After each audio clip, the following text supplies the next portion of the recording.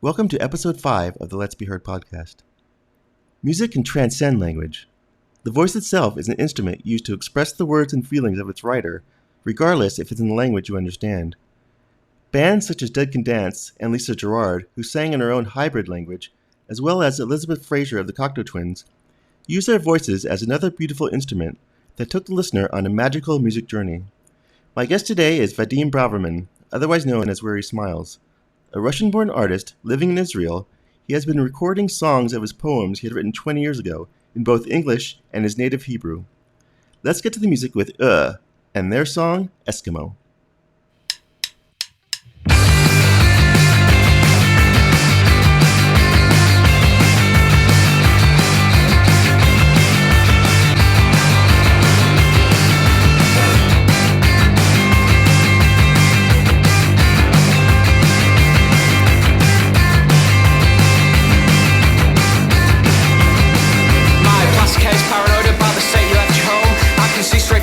And track exactly where you roam.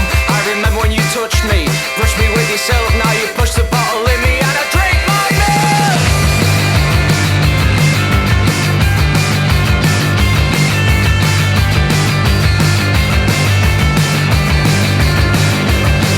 My posh nights try distance of the cracks on your skin, burning bridges you're going. Oh hello, this is where you've been. Happiness in layer of dirt on jutting parquet floor. Let them die, Eskimo.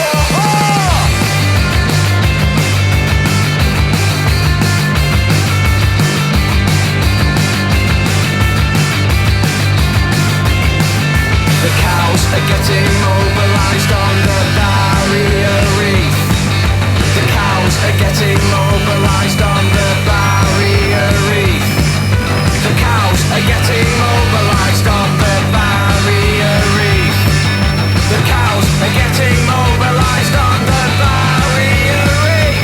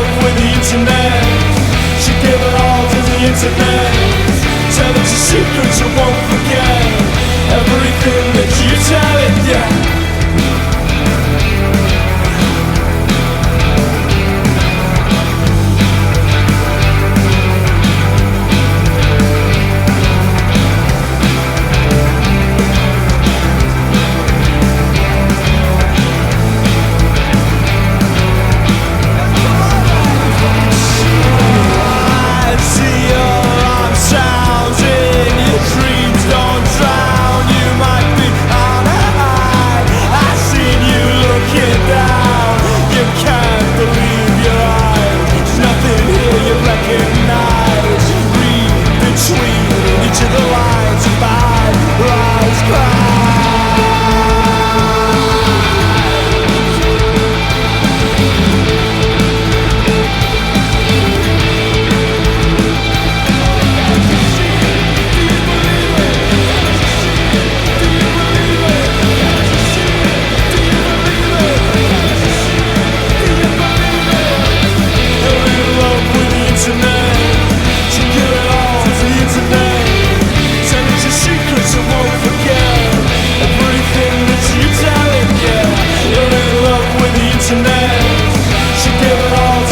internet. Tell us your secrets, you won't forget everything that you tell it, yeah.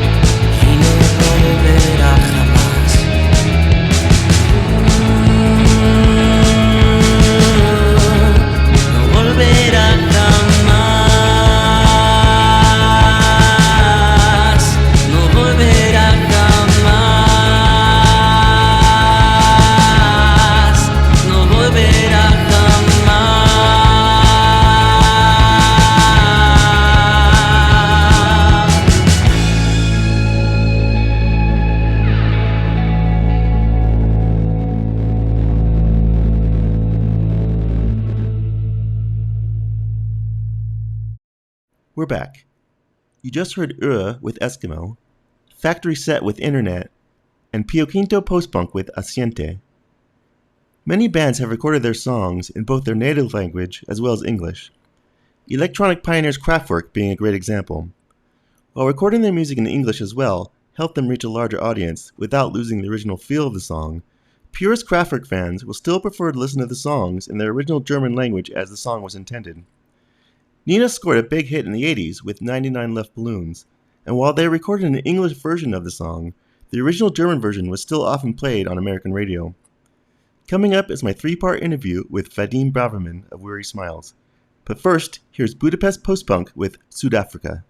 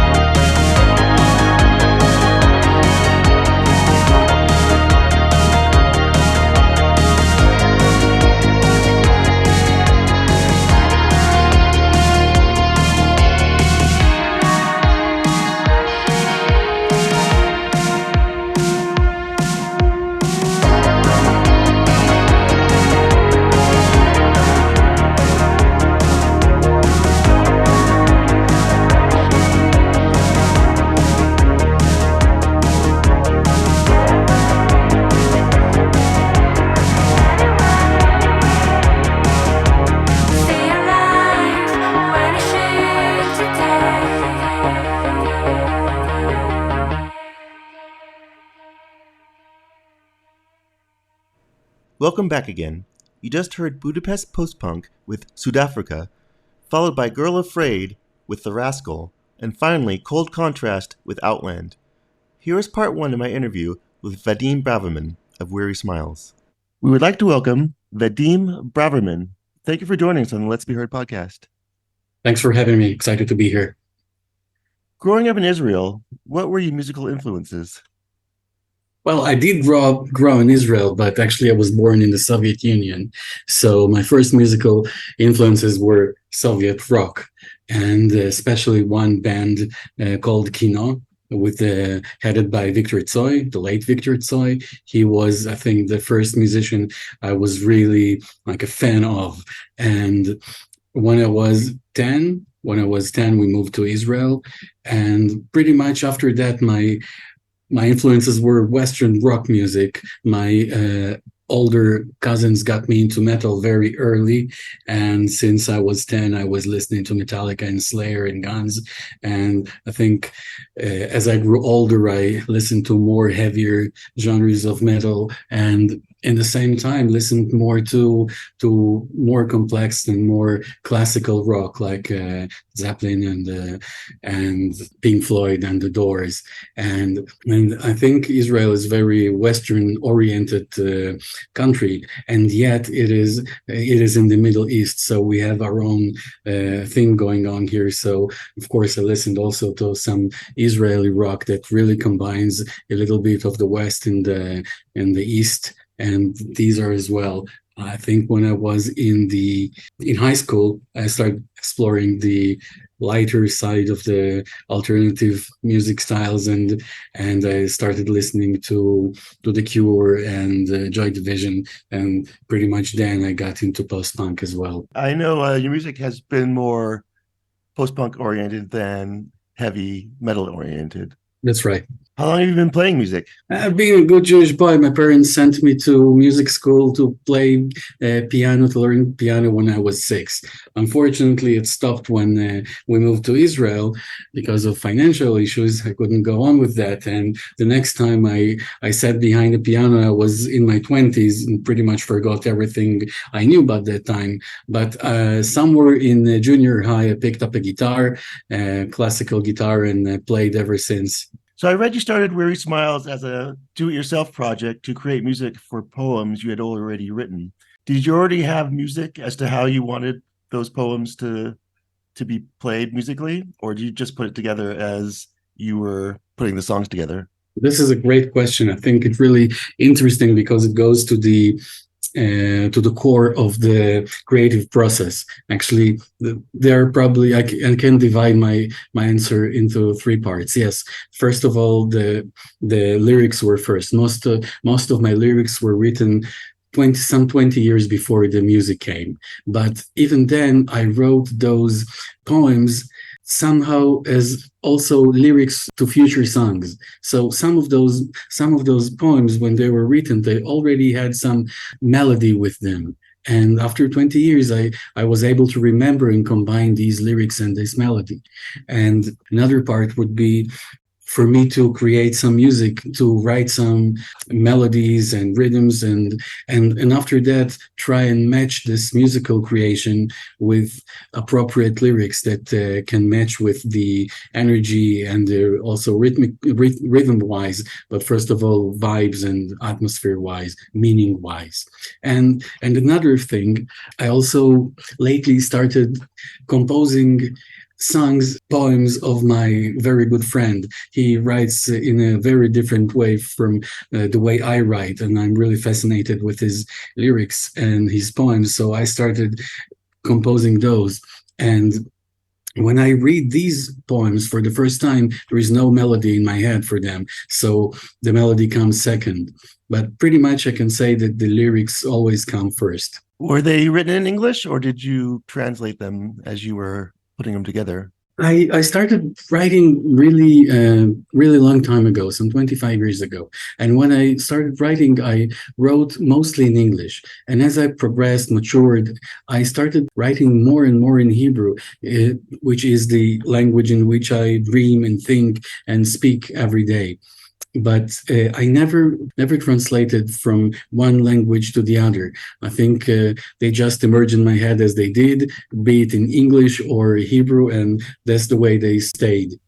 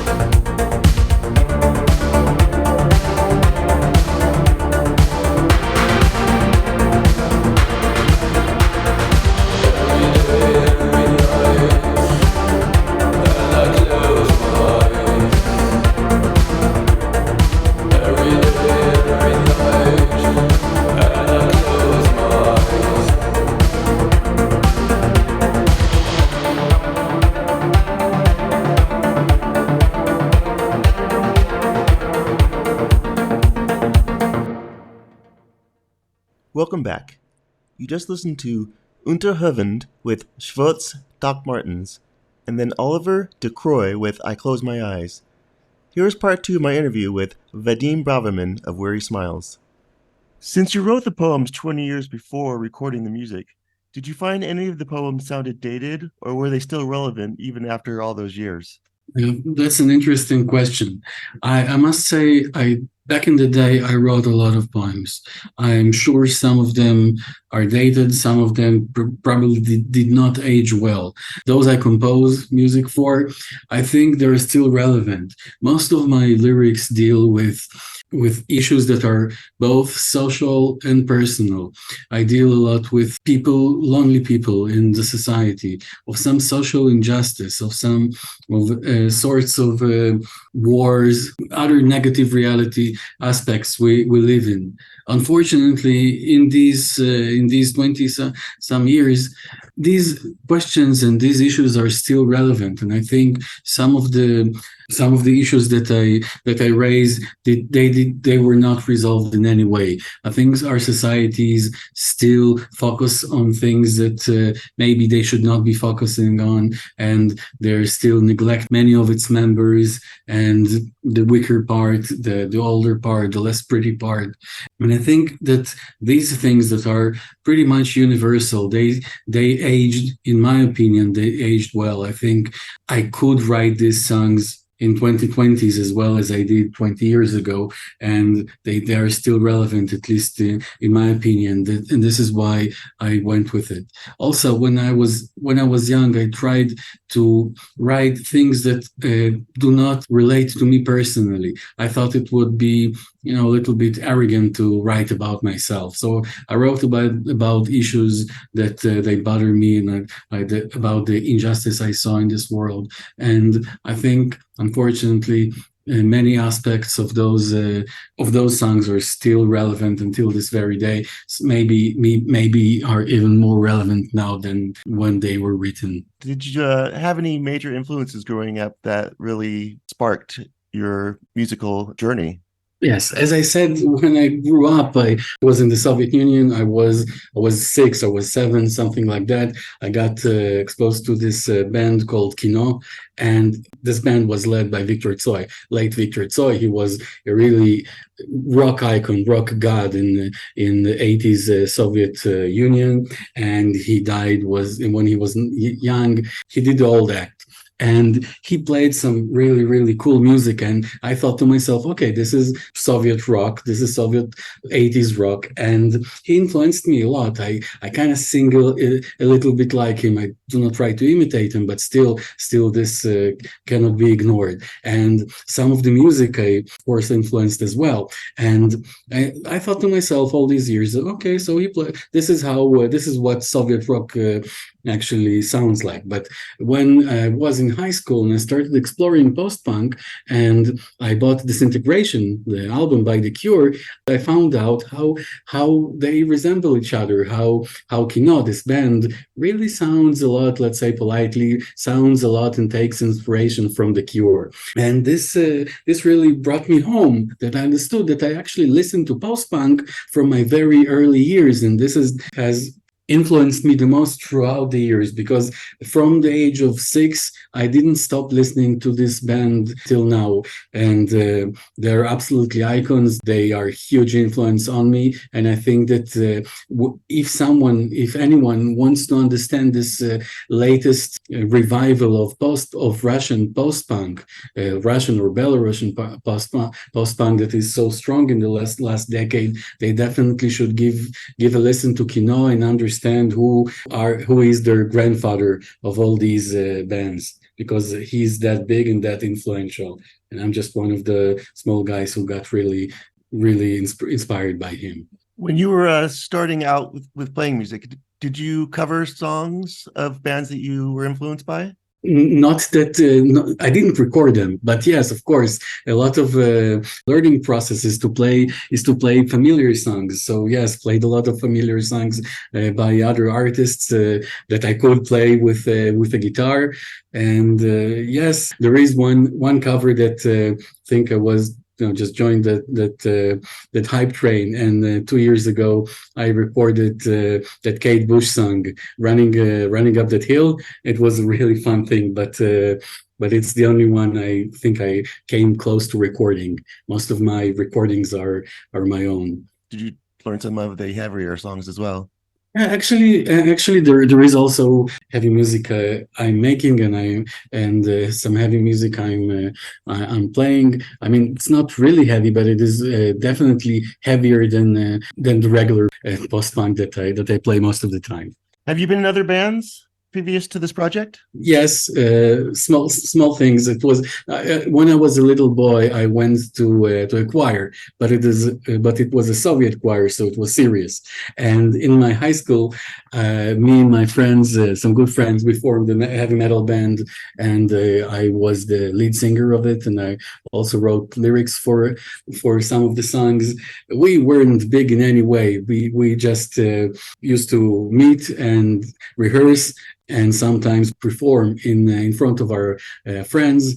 It was a small but very, very fun activity. It was much about friendship as it was about making music.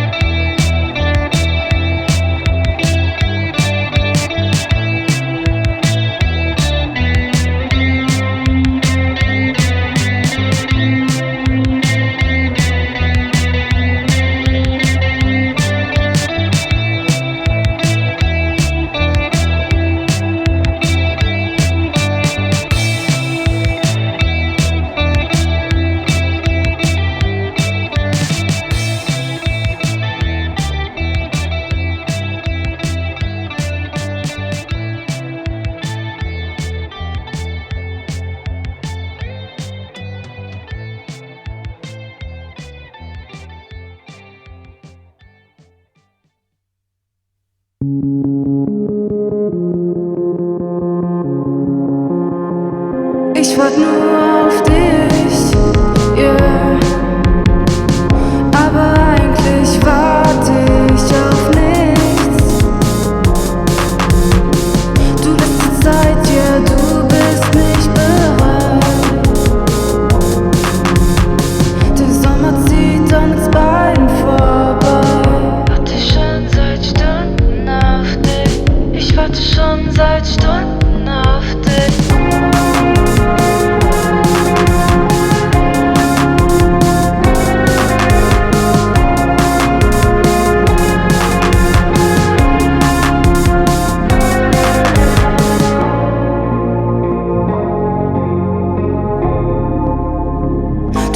es tut dir leid, yeah. Aber du hast einfach keine Zeit mehr. Ich sag, das macht mir gar nichts aus und sitze dabei allein zu Haus. Und wenn du mir dann doch noch schreibst, dann dropp ich alles und ich bin dabei, denn ich ertrag keine Nacht allein. Warte schon seit Stunden auf dich. Ich warte schon seit Stunden auf dich.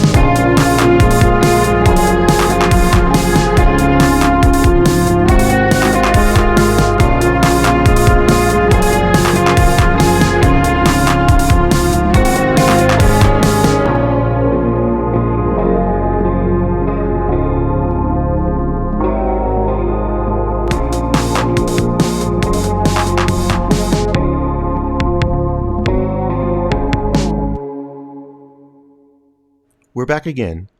You just heard Weary Smiles with Merciful Killers, followed by Simia and Warte auf dich.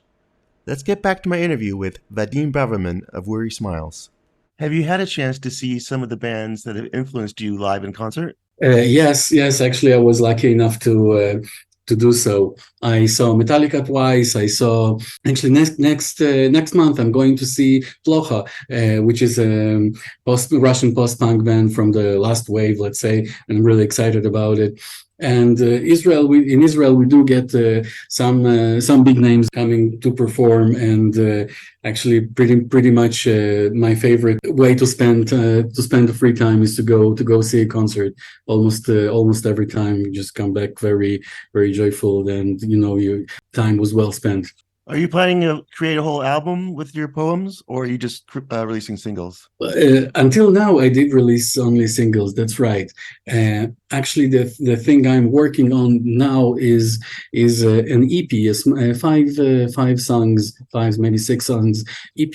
It's going to be in Hebrew, and it's going to be of composed poems of my friend. It's going to be in Hebrew, and it's not going to be post-punk. It's going to be, I think, more rock and with some heavy metal influences. The reason I gathered it in this EP is in order to set it aside from a usual thing I do, from the usual post-punk I want to do with Weary Smiles. But I had a really great time composing these songs and playing these songs, and I hope that in a month or two it's going to see the light of day. The great thing about music is it creates a feeling and energy, regardless of what language it's being sung in.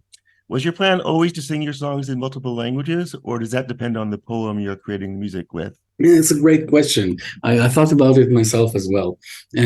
As I said earlier, I did write in English most of my poems, but as I matured, I started creating more poems in my mother tongue, in Hebrew. And my last song I released on Spotify is actually in Hebrew. And I asked people what they think about it. How did they? What's the impression they got? The answer I got was honest and interesting. They said that they didn't understand exactly what the song was about, but they did get the intentions with which I sang it. And it was more about the vibe for them. I have to say that for me, lyrics come first. I can really go with like a mediocre song with great lyrics. I always prefer those over some great melody doubled with some childish cliche lyrics. And so for me, it's very important to have meaningful lyrics. I'm no great musician, but I think that my lyrics have some value, at least for me. And that's the message I want to convey to as many people. Of course, that's why I write in English. At least one of the reasons I write in English. But there is also this thing that even if you don't understand some lyrics, because you don't understand the language, it has also it has a plus side. And the plus side of this, it actually transferred this song into some form of an abstract art. And not knowing what this song is about, your imagination can take it to any direction it feels like. So you can really take this song, interpret it any way you feel. And this abstract art has its own value besides the meaning that the author put in the lyrics. Do you have a home studio that you record your songs in, or do you record your songs and mix them in a proper studio? Actually, during the COVID lockdowns, I started. We couldn't go outside, so this is the time I started building my own home studio. Got the guitars and got the microphones and all the software equipment. So yeah, I record at home. It's probably some midlife crisis thing. I didn't get a Harley. I got a home studio. You find the freedom of recording at home is nice in the sense that you can just work on your songs whenever you want, but also you're in charge of when you feel the song is ready to be heard. Yes, this is true. Quite frankly, music is not something that I have all the time to do. I don't have all day for it. So every time I have free time, I have goes to music. But it's very helpful that there is some musical instruments and software at the convenience of your home, and you don't have to go someplace else in exact the same hours when it's open and drive somewhere and work with someone. Of course, the downside of it is the quality, but I think that post-punk can stomach not being super produced and super slick and polished. How would people find your music online and social media? Oh yes, first of all, Spotify and also Instagram with the same name of Weary Smiles. And Instagram is actually a great social network for artists. I found it only when I started the Weary Smiles. How interesting was to find people who play the same music and actually play the same music and. It's a sort of a virtual community. I see the same faces in many places, in many different places. Same people go around making communities. It's a very interesting thing. But the music itself is on Spotify. I think it's on other platforms as well, like Apple Music. But I only monitor Spotify. Well, thank you for joining me on the Let's Be Heard podcast. I look forward to hearing some more of your music. Thanks a lot for having me.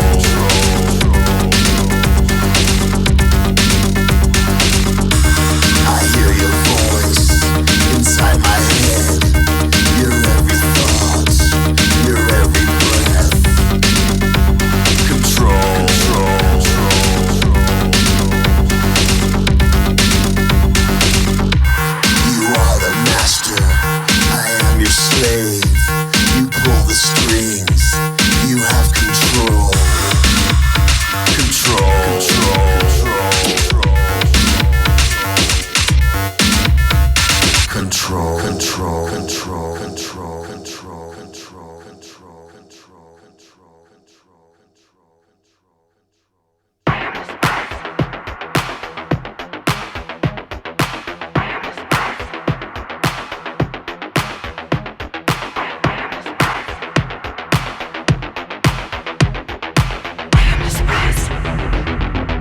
Surprise and I fill you with lies. I am the surprise. I am the surprise. I am the surprise. I am the surprise.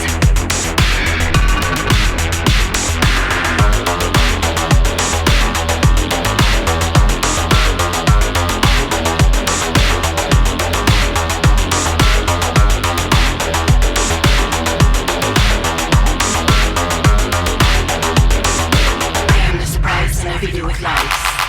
Punish, order, control, my demands, craving, yearning, breathing, temptation.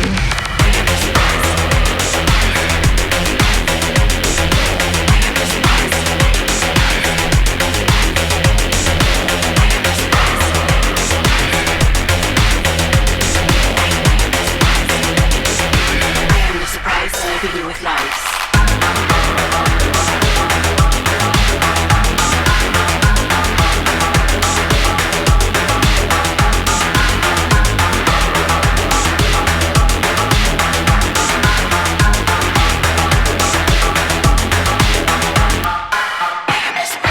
Hunger, new sheets, attract, perfect sin, punish, order, control.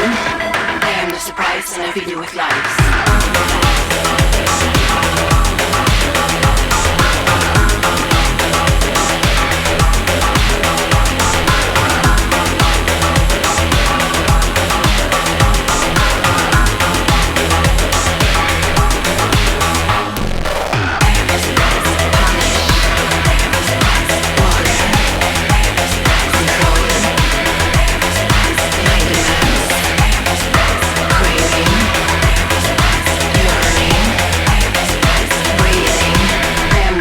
And I fill you with lies. I am the surprise and I fill you with lies.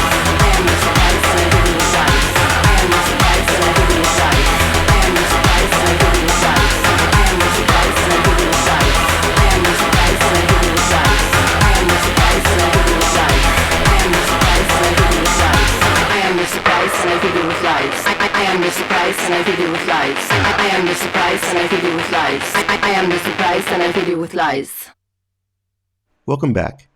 We just heard Control by Weekend Fixers and Your Enemy with I Am the Surprise. Thank you for listening to the Let's Be Heard podcast.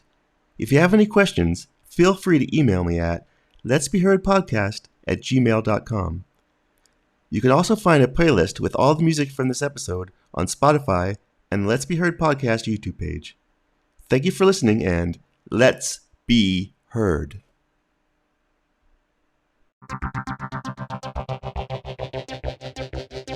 Copyright Let's Be Heard Podcast and Scott Allen Martinez Productions.